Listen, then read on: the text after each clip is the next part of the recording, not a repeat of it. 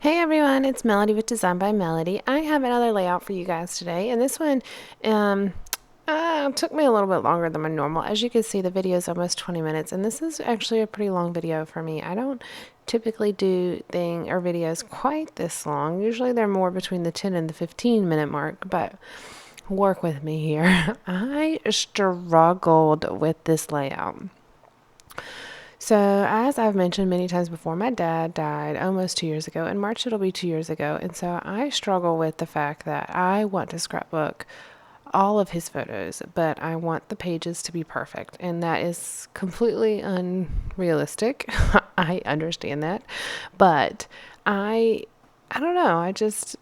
When I scrapbook pictures, though, I want to make sure that they're perfect. And it's an unrealistic goal, I know, but it's in my mind as I scrapbook every single time. So at a certain point in this video, and I'll tell you when, I have to step away from this layout and come back to it the next day.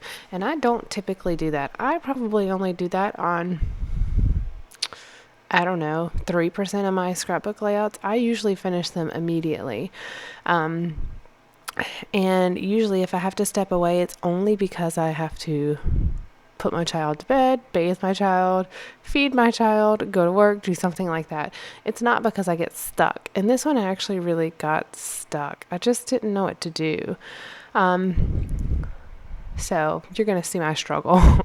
So what I start with two photos, and that is part of where the problem lies as well. It's going to end up coming down to just being one photo at the end. But for a minute here, I go with the two photo goal or thought or whatever. Plan. There we go. With the two photo plan. And I also go with a random color scheme. I'm using a bunch of different colors to do the strips. Now, I've done this before in different layouts where I cut strips and I put them across my page. A lot of times I've used border strips that I have left over, or washi tape or ribbon or different things like that. And that's exactly what I'm going to do in this layout. However, I'm going to kind of change my color scheme about halfway through here. I think it's at the point where I take the break for the evening and come back to it the next day. And when I come back to it, I realize, oh yeah, that's part of the problem. The colors aren't meshing well. So as you can see, I have greens, blues, grays. I'm going off the background colors.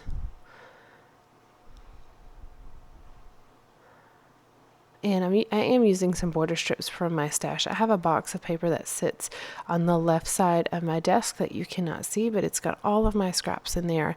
And usually I actually had scraps in like a big box under my desk, but just recently I've actually moved it to the top of my desk so that I can have it at the ready and pull from it whenever I'm actually scrapbooking.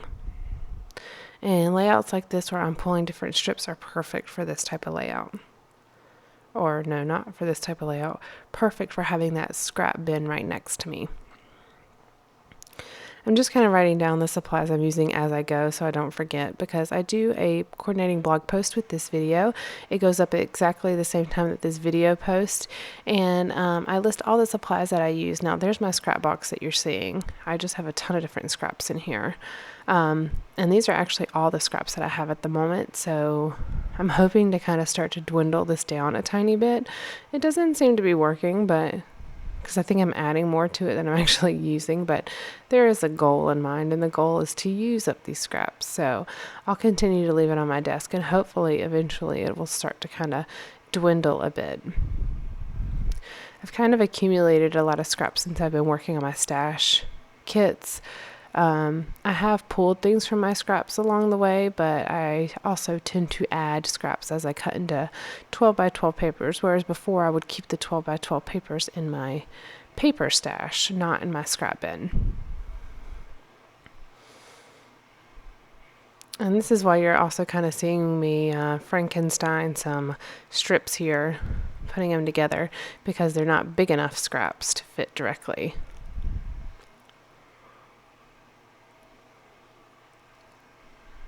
I also have another problem other than trying to make this layout perfect, and that problem is not wanting to throw anything away.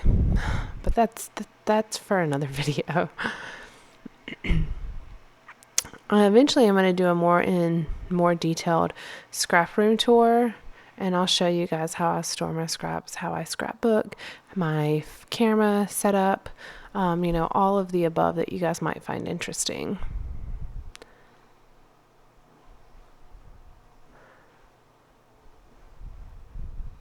I'm still working with the 2 photo plan here, trying to see if I can make it work. I matted them on a white piece of pattern paper that had red dots on it, and then now I'm matting it on a teal star pattern paper, and both of these photo mats are going to come off.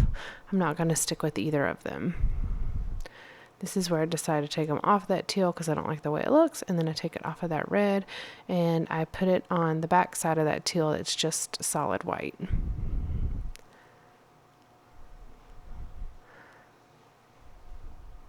I am not a, what are we going to call?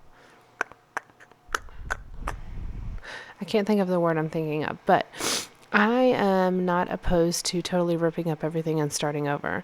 I usually don't trash my photos. I don't think I've ever trashed my photos, but I have trashed a background.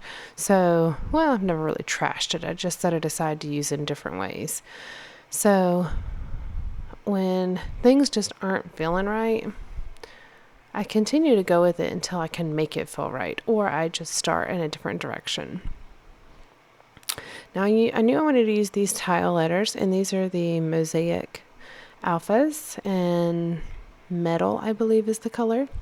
And I will have to go back and I'll adhere those down with some Tombow Mono on them, I believe is what I use. I'm just mixing washi tapes, paper strips, stickers, and ribbon up here in these top patterns.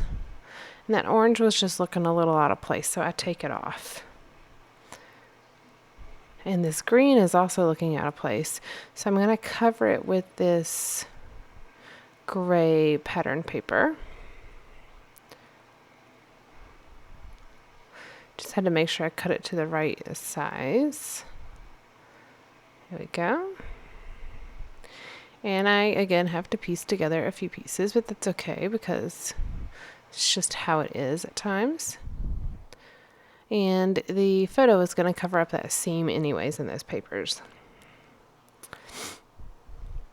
So this is looking a little bit more cohesive to me.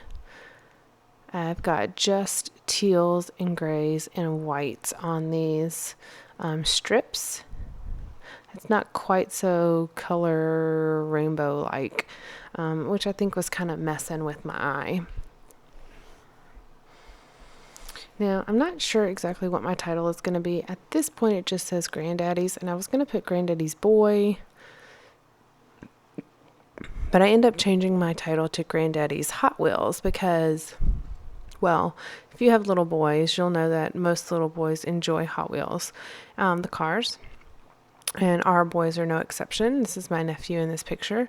So the little toy cars, of course, are extremely popular with little boys typically. And though this is not about a actual car, this is about my dad's wheelchair. And the boys were like obsessed with the remote control on the side of it that can make the chair go all the way up. It can make the chair lay all the way back. It could spin the chair in circles. It can do all kinds of stuff. My dad had a really fancy wheelchair that was made especially for him. So the boys just thought it was fun to ride on it with them, and he'd let them sit on his lap and let them control it and carefully monitor how fast they were going. So, which is actually probably dangerous because my dad didn't have the quickest reactions. So, yeah, our children on this wheelchair with him was probably not the smartest thing, but they had a ball, and he really enjoyed having the boys play with them. Oh, here's Kaylin's pizza. He made me he brought me a fork and a knife. I forgot about that. He made me a Play-Doh pizza as I was scrapbooking. He was on the floor right next to me as I was scrapbooking. Oh, and he brought me a cup with a straw in it, and then he had to clean up the table for me. He likes to do, like, pretend like he's a restaurant where you have to go order, and then he calls your number, and it's always some sort of number like 1875 or something like that. Some like giant number. Not like 20 or 10 or something like that. It's gotta be like a giant number. I like to share those stories with you guys because it really kind of gives personality to him, and you guys kind of get to know him a little bit other than just the pictures you see of him and his little hands that you see fitting into the screen every once in a while. I couldn't get that one paper up, so I just covered it up. It's nice when you just cover things. Just keep layering it. Layer till it looks good, even if you have to cover up part of it. Now, I was roughly going along the right side of the circle outline here. Lining up these. Oh, I've got more pizza supplies up on the counter. I can't remember why he brought that part to me. That's okay though. He got that Play-Doh set for his birthday that has it's like a pizzeria Play-Doh set, and he loves it. Love it. How simple is Play-Doh? Play-Doh is pretty darn simple. I think I'm pretending to eat my pizza. Yeah, pretty sure that's what I was doing.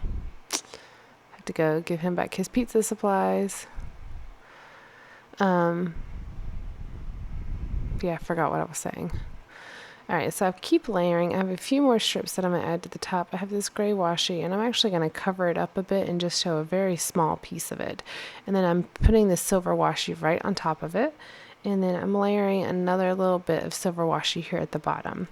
And then the very last thing I'm going to do is this triangular teal washi. And I believe this is the last one that goes on these strips.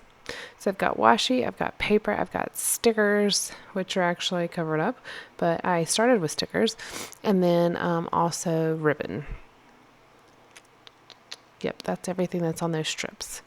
And I've got it down to this one photo. The other photo was of the two of them looking down at the remote, like the little joystick type thing on his wheelchair. And then this one that I actually decided to go with, they're both looking at the camera. And my nephew's like pushing the horn button.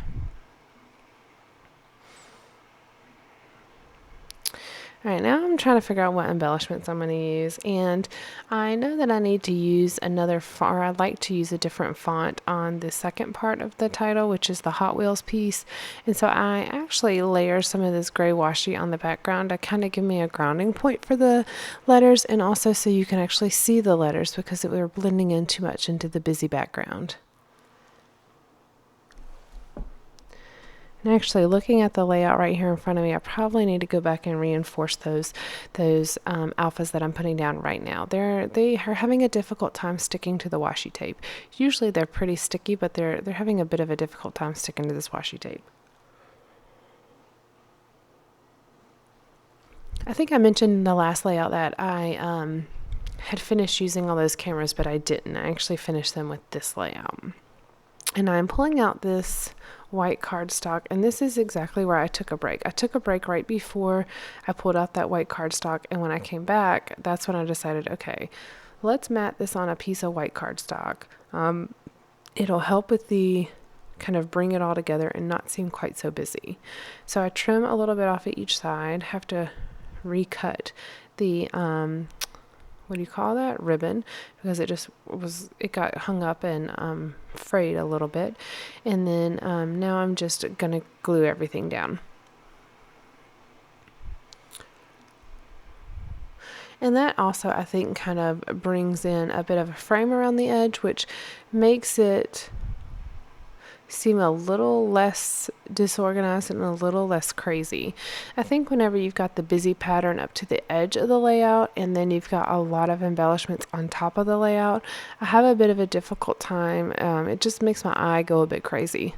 So that's what I was doing.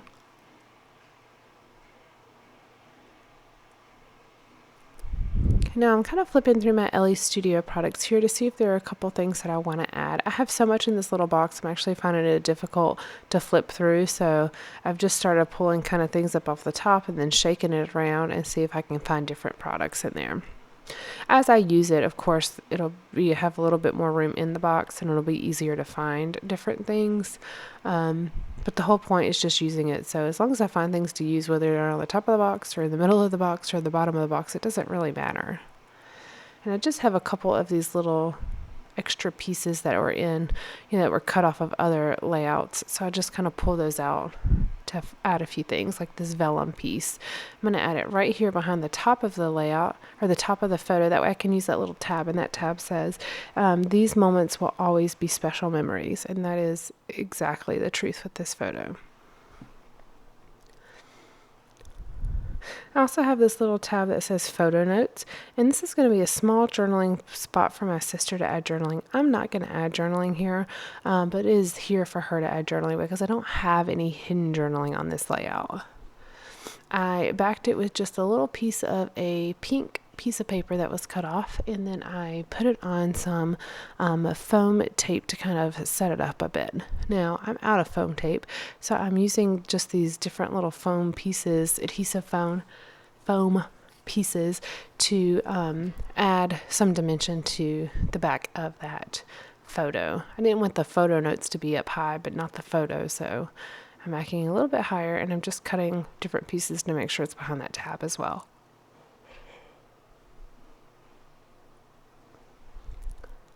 And then I just add glue on top of that when I'm actually ready to stick it down. I have a couple other things that I'm going to add. I have this date square thing, and I'm just rounding the corners. I'm going to add that hanging off the bottom of the layout, and I do overlap the edge of the white cardstock. That doesn't bother me. I actually really like the way that that looks. It makes it look like the layout flows freely. However, this little heart, not heart, a star, pink star, I'm going to line up right to the edge of the pattern paper, not the white cardstock. Just adding these little cameras around in a few different places. And this is where I'm using little bits of that Tombow Mono multi-glue to glue that foam, adhesive foam down. It's only adhesive on one side, but that adhesive foam down to the back of the layout. And since there were so many different things, I wanted to make sure that it really stuck down, so I added a pretty good amount of that glue. I'm sorry, I'm rolling out pizza dough for Caitlin at that point. He couldn't make it flat. Oh no, it wasn't pizza dough. It was silly foam, I think, that they made at preschool, and he couldn't get it to flatten because it kept kind of shrinking back up. So I told him to get his little pizza roller from his Play-Doh set, and we rolled it out. Sorry, my nose is running a little bit. I'm actually cuddled up with a blanket in my house right beside our Christmas tree. I'm doing this voiceover actually still before Christmas because these layouts are all going to be given to my sister on Christmas Day. So I'm trying to get the voiceovers done. I'll have them stockpiled, but I'm trying to get them done before I give them to her, just so I can read what's on the layout instead of trying to see on the little tiny video screen here. I want to be able to make sure I can give you all the details. Now I have this heart, this large pink heart that matches the pink star die cut at the bottom, which is why I have both of those, because they coordinate. And then it also coordinates with the pink little piece of paper behind the photo notes tab, or journaling spot, I guess you could call it. And then I cut out that check it out arrow that was on. It was on a label, and I just cut off the beginning and the end of it to make it into the arrow shape.